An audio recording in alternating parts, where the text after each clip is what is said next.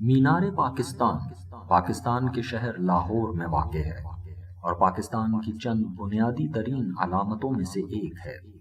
اس مینار کی تعمیر 1960 میں شروع ہوئی اور 1968 میں مکمل ہوئی۔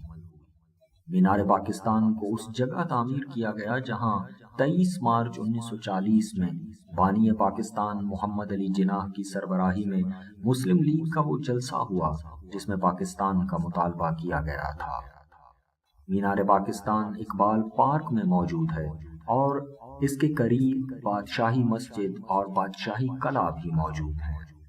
مینار کی سطح زمین سے 8 میٹر بلند ہے جبکہ مینار 62 میٹر طویل ہے۔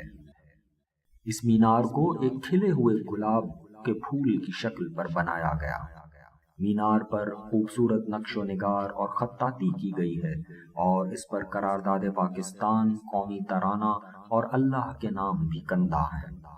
مینار پاکستان لاہور شہر کا مرکزی تفریحی مقام بھی ہے اور یہاں اکثر مذہبی اور سیاسی سرگرمیوں کا انعقاد بھی کیا جاتا ہے۔